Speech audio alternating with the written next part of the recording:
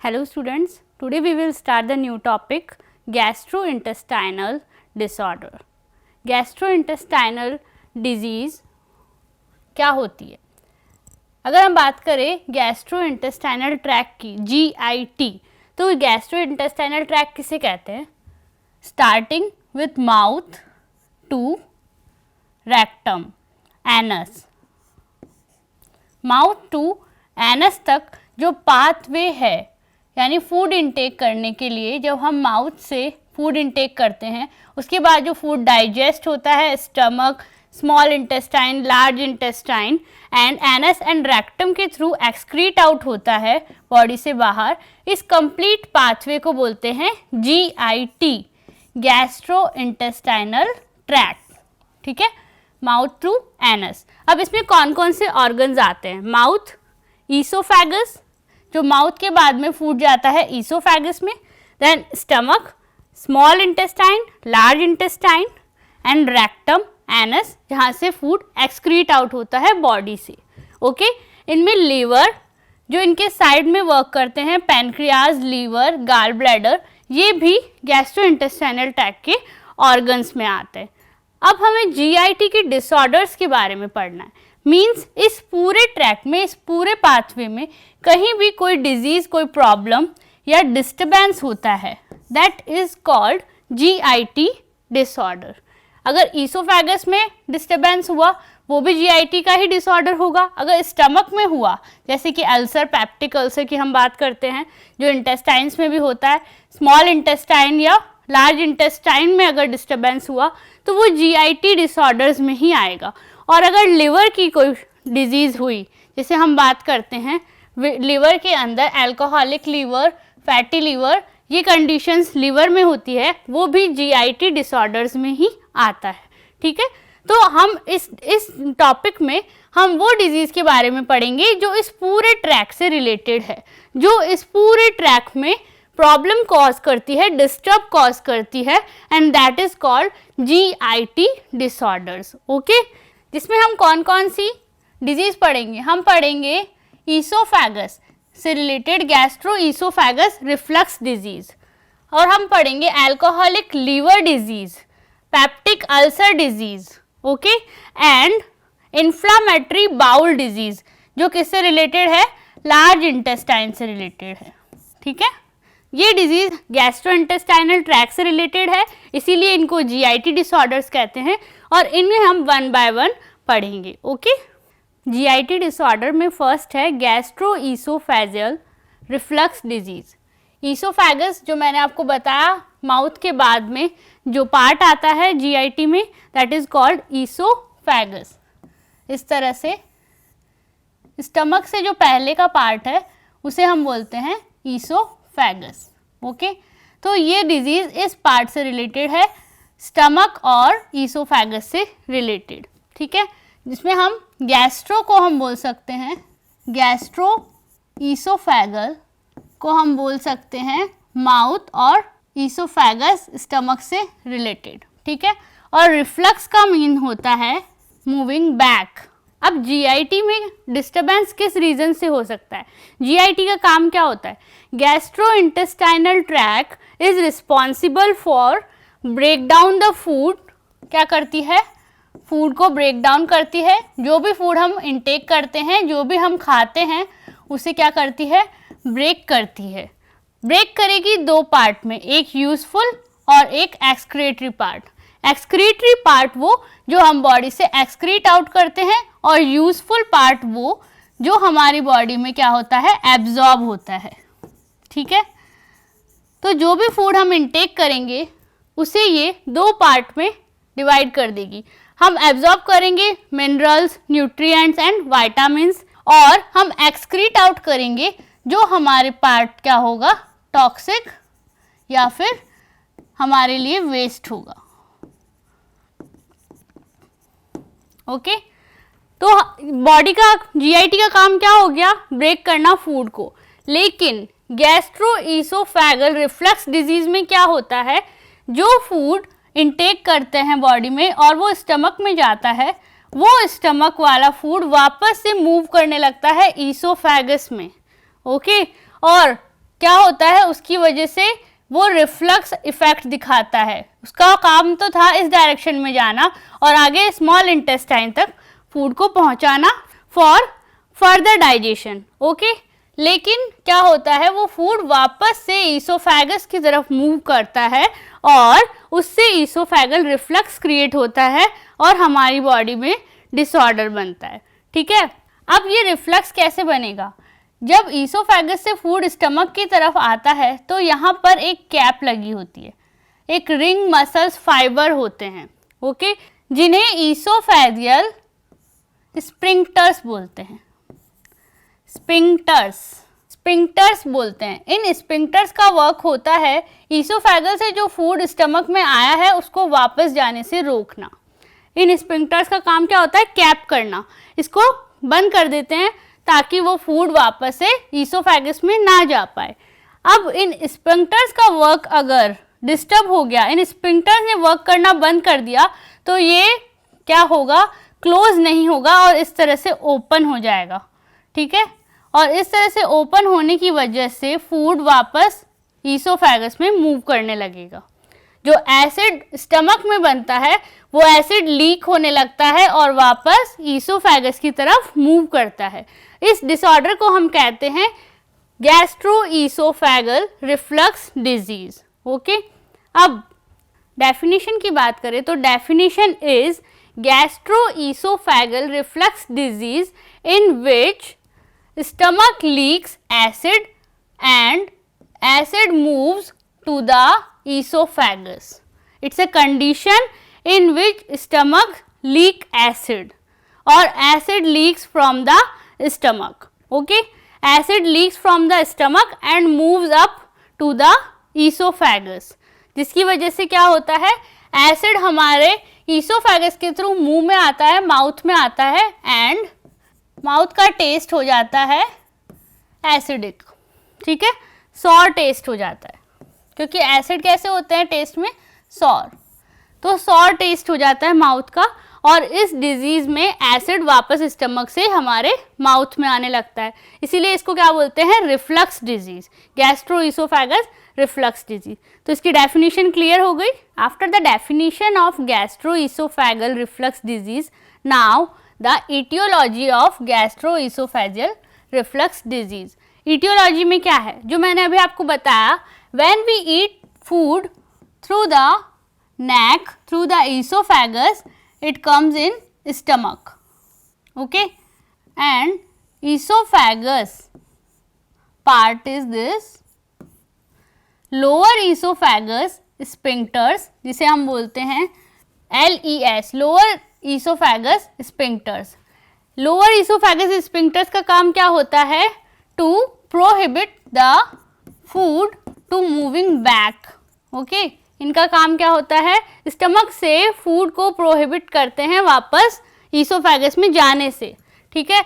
एक बार food stomach में आ गया तो उसको वापस ईसोफेगस में जाने से रोकते हैं। लेकिन इस डिजीज में ये जो स्मूथ मसल फाइबर्स होते हैं ये अपना वर्क करना बंद कर देते हैं, ये लूज हो जाते हैं, जिसकी वजह से ये पूरी तरह से इसको क्लोज नहीं करते और फूड वापस से ईसोफेगस में आने लगता है, जो एसिड है वो लीक होने लगता है और वो स्टमक से ईसोफेगस की तरफ मूव करता है। इसकी वजह से डिजीज होती है गैस्ट्रोईसोफेगस रिफ्लक्स डिजीज, ओके। अब ये रीजंस क्या क्या हो सकते हैं, कौन कौन से ऐसे रीजंस हैं जिसकी वजह से ये lower oesophagus smooth muscles fibres sphincters क्या होते हैं, वर्क करना बंद कर देते हैं।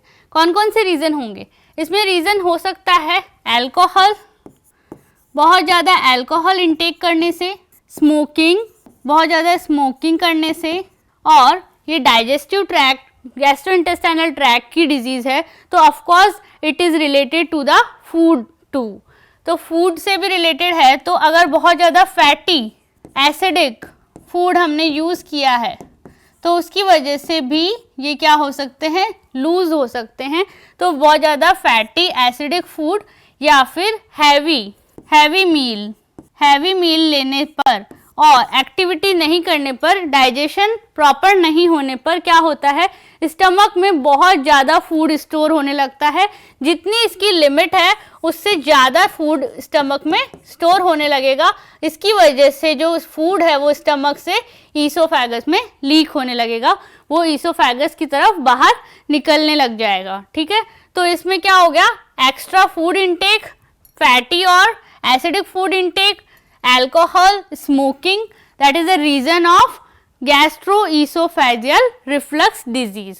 और इसके अलावा ओबेसिटी, बहुत ज़्यादा ओबेसिटी, बहुत ज़्यादा वेट गेन करने पर भी डाइजेशन वीक हो जाता है और स्टमक में डाइजेशन नहीं होने से जो फूड है वो स्टोर्ड रहेगा, वो आगे मूव नहीं करेगा, आगे मूव नहीं कर पाएगा। अगर वो स्मॉल इंटेस्टाइन की तरफ मूव नहीं कर पाएगा तो वो कहाँ मूव करेगा, ईसोफेगस में मूव करने लगेगा।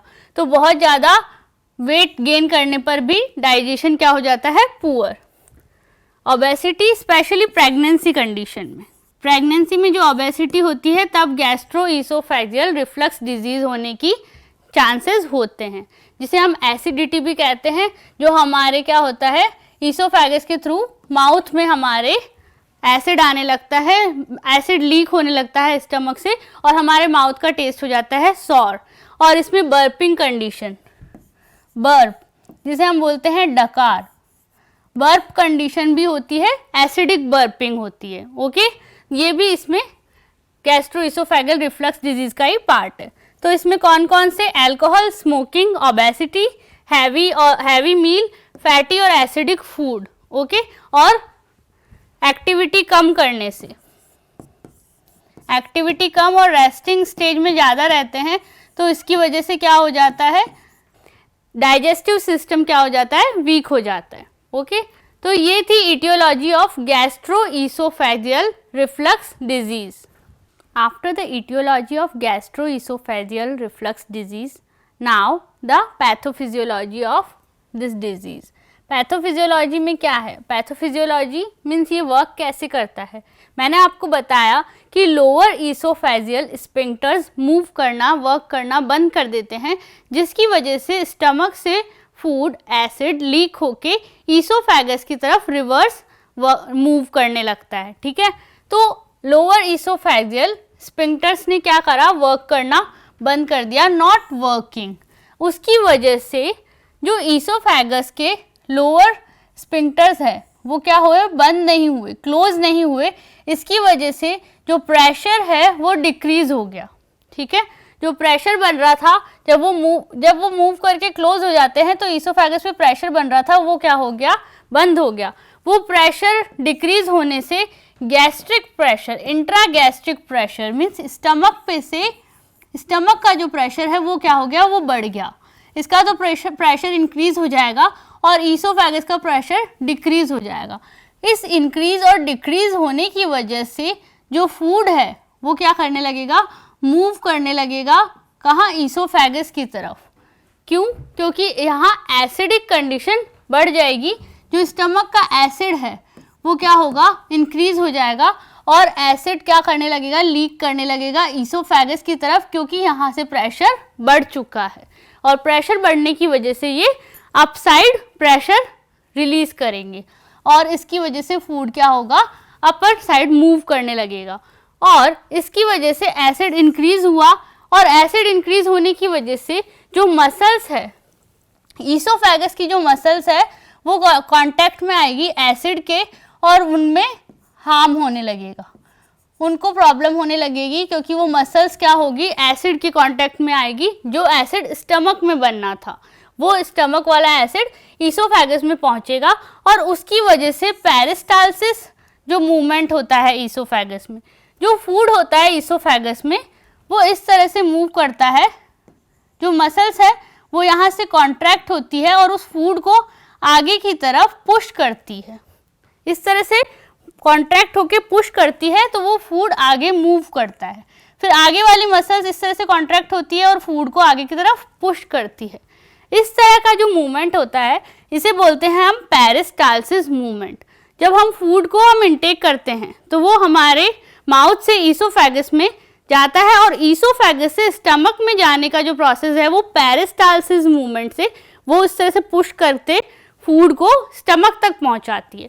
तो ये पेरिस्टालसिस मूवमेंट क्या हो गया, रिवर्स्ड हो गया, और उसकी वजह से जो फूड नीचे की साइड जाना चाहिए था, डाउन साइड जाना चाहिए था, वो कैसे जाने लगता है, अप साइड जाने लगता है और स्टमक से ईसोफेगस के थ्रू माउथ में आ जाता है। ठीक है, तो इसलिए पेरिस्टालसिस क्या हो गया, रिवर्स्ड हो गया। ये है pathophysiology of gastroesophageal reflux disease. Completely reflux process हो रहा है, जो प्रोसेस होना चाहिए था उसका अपोजिट प्रोसेस हो रहा है। After the pathophysiology, now the clinical manifestations of gastroesophageal reflux disease. Clinical manifestations क्या होंगे, वही क्लिनिकल मैनिफेस्टेशंस होंगे जो एसिडिटी में होते हैं। एसिडिटी में क्या होता है, एसिडिटी में चेस्ट पेन होता है, चेस्ट बर्निंग सेंसेशन होती है चेस्ट में, हार्ट बर्निंग सेंसेशन होती है, और ऐसी फीलिंग होती है कि माउथ में फूड वापस आ रहा है, जो हम फूड खा रहे हैं वो moving back to the mouth, कहाँ आ रहा है, वापस माउथ में आ रहा है। तो ऐसी फीलिंग आती है कि हमारा जो फूड है वो फिर से माउथ में आ रहा है, moving back to the mouth, anything we eat. Okay, और इसके अलावा नॉजिया एंड वॉमिटिंग भी होने लगती है। ठीक है, और एसिडिक टेस्ट हो जाता है माउथ का, यानी सॉर टेस्ट हो जाता है। ठीक है, और स्लीपिंग प्रॉब्लम, नींद भी अच्छे से नहीं आती, स्लीपिंग प्रॉब्लम होती है, और पेन, स्टमक में पेन होने लगता है, स्टमक में थ्रोट में पेन होने लगता है। ओके, तो क्या हुआ, chest pain, chest burning, heart burning जो हम नॉर्मल एसिडिटी कंडीशन में देखते हैं, moving back to the mouth, food क्या होता है वापस माउथ में आने लगता है, nausea and vomiting condition, sleeping problem, नींद अच्छे से नहीं आती, पेन होने लगता है स्टमक में, थ्रोट में, और एसिडिक टेस्ट हो जाता है माउथ का, सोर टेस्ट हो जाता है। ओके, ये है clinical manifestation of gastroesophageal reflux disease, जो मैनिफेस्टेशंस एसिडिटी में होते हैं। Okay, now the treatment of gastroesophageal reflux disease. Treatment में मैं आपको हमेशा बताती हूँ 2 टाइप के ट्रीटमेंट होते हैं, non pharmacological treatment and pharmacological treatment.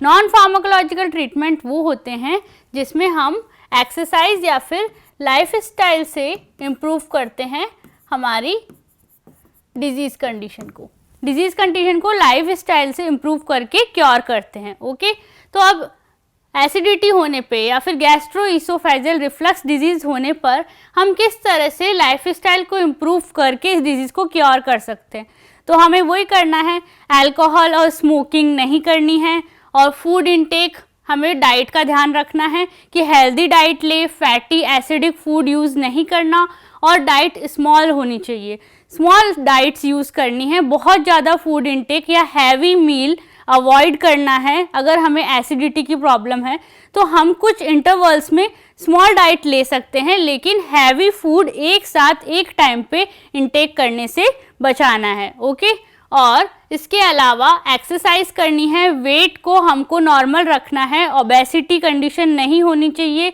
Weight gain condition नहीं होनी चाहिए, हमें नॉर्मल वेट, आइडियल वेट अपनी बॉडी के अकॉर्डिंग रखना है, और ऐसे फूड को अवॉइड करना है जो कोलेस्ट्रॉल, फैट या फिर वेट को बढ़ाते हैं। ओके, तो फूड डाइट का हमको ध्यान रखना है, फूड हमें हेल्दी यूज़ करना है। ओके, और इसके अलावा जो हमारा स्लीपिंग शेड्यूल है उससे पहले हमें कम से कम 3 आवर या फिर 4 आवर पहले हमें फूड इनटेक करना है, एकदम से खाने के बाद में स्लीपिंग अवॉइड करनी है। Okay, just after meal sleeping हमको क्या करनी है, अवॉइड करनी है। ओके, तो ये जो नॉर्मल लाइफ स्टाइल है इनको हम इम्प्रूव करके हम हमारी एसिडिटी कंडीशन को क्योर कर सकते हैं। लेकिन अगर ये कंडीशन नॉर्मल लाइफ स्टाइल से क्योर नहीं हो रही है तो हम दूसरा ट्रीटमेंट अपनाते हैं जिसे हम बोलते हैं फार्माकोलॉजिकल ट्रीटमेंट। फार्माकोलॉजिकल ट्रीटमेंट में क्या होता है, फार्माकोलॉजिकल ट्रीटमेंट में हम ड्रग्स या फिर मेडिसिन का यूज़ करते हैं डिजीज़ को क्योर करने के लिए। गैस्ट्रोईसोफेजियल रिफ्लक्स डिजीज़ में हम कौन कौन से ड्रग्स यूज़ करेंगे इसको ट्रीट करने के लिए, फर्स्ट इज़ एंटासिड्स। एंटासिड्स में क्या होता है, एंटासिड्स का वर्क होता है जो एसिड है उसको न्यूट्रलाइज कर देते हैं।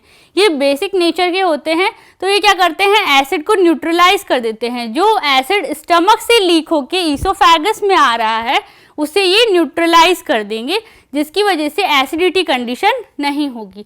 तो इनके एग्जाम्पल है aluminium hydroxide and magnesium hydroxide. Aluminium hydroxide and magnesium hydroxide, ये जो मेटेलिक हाइड्रोक्साइड है ये बेसिक नेचर के होते हैं जो एसिड को क्या कर देंगे, न्यूट्रलाइज कर देंगे। ओके, एंटासिड्स का काम है। सेकंड है H2 ब्लॉकर्स टाइप के ड्रग्स। H2 ब्लॉकर्स का क्या काम होता है, जो स्टमक में H2 रिसेप्टर होते हैं, H2 रिसेप्टर्स का काम होता है एसिड्स को सीक्रेट करना। ओके, H2 रिसेप्टर्स को का काम होता है एसिड सीक्रेट करना। इन H2 रिसेप्टर्स को कर देंगे ये ब्लॉक। इसकी वजह से H2 रिसेप्टर्स पे जाके ये पहले से ही बाइंड हो जाते हैं और उन पे H2 जो रिसेप्टर्स हैं वो क्या हो जाते हैं, ब्लॉक हो जाते हैं। इसकी वजह से उन पे उनका इफेक्ट बंद हो जाता है और एसिड सीक्रेशन नहीं होगा। ओके, तो इसके एग्जाम्पल है सिमिटिडीन और रैनिटिडीन। ये ड्रग्स यूज होती है एसिडिटी में, आपने बहुत ही कॉमन इनका नाम सुना होगा, रैनिटिडीन, सिमिटिडीन। ये क्या करते हैं, H2 रिसेप्टर्स को ब्लॉक कर देते हैं। अब है नेक्स्ट है प्रोटोन पंप इनहिबिटर्स। PPIs को बोलते हैं प्रोटोन पंप इनहिबिटर्स। इनमें एग्जाम्पल है ओमिप्राजोल और पेंटाप्राजोल। इनका काम क्या होता है, ये प्रोटोन पंप क्या करते हैं, जो प्रोटीन प्रोवाइड होता है स्टमक को एसिड बनाने के लिए, उस प्रोटीन की प्रोवाइडेंस को ये कर देते हैं ब्लॉक। इसकी वजह से स्टमक को प्रोटीन नहीं मिल पाता और वो अपना वर्क नहीं कर पाता, एसिड फॉर्म नहीं कर पाता। ओके, तो इसके एग्जाम्पल है omeprazole and pantoprazole. The last one is प्रोकाइनेटिक्स। प्रोकाइनेटिक्स का वर्क क्या होता है, प्रोकाइनेटिक्स बहुत ही रेयर केसेस में यूज करते हैं जब बहुत ज़्यादा सीरियस कंडीशन है। इनका काम होता है स्टमक को रैपिडली एम्प्टी करते हैं, यानी जल्दी से उनको खाली कर देते हैं। ओके, उनको एम्प्टी कर देते हैं रैपिडली, जल्दी से उनको खाली कर देते हैं, जिसकी वजह से जो स्टमक है वो सो मच फूड कंटेन नहीं कर पाता और जो फूड है वो जल्दी से एक्सक्रीट आउट हो जाता है बॉडी से और एसिडिटी कंडीशन नहीं होती। अगर बहुत ज़्यादा फूड स्टमक में स्टोर हो चुका है और वो एक्सक्रीट आउट नहीं हो रहा और वो एसिड फॉर्म कर रहा है, तो सीरियस कंडीशन में क्या होता है, रैपिडली फूड को करवाते हैं एक्सक्रीट आउट बॉडी से और रैपिडली स्टमक को एम्प्टी कराते हैं, जिसकी वजह से जो फूड है वो जल्दी से बॉडी से बाहर निकल जाता है। इसके एग्जाम्पल है डोमिपेरिडोन और मेटाक्लोप्रोमाइड और डोमिपेरिडोन। ये एग्जाम्पल है प्रोकाइनेटिक्स ड्रग के, जो रैपिडली स्टमक को एम्प्टी कर देते हैं। PPIs proton pump inhibitors, H2 blockers और एंटासिड्स। ये ड्रग्स है गैस्ट्रो ईसोफेजियल रिफ्लक्स डिजीज के और ये है pharmacological treatment of gastro oesophageal reflux disease, जिसमें हम ड्रग्स का यूज करते हैं डिजीज को क्योर करने के लिए। तो ये कंप्लीट हुआ गैस्ट्रो ईसोफेजियल रिफ्लक्स डिजीज। अब हम नेक्स्ट क्लास में पढ़ेंगे पेप्टिक अल्सर। Thank you.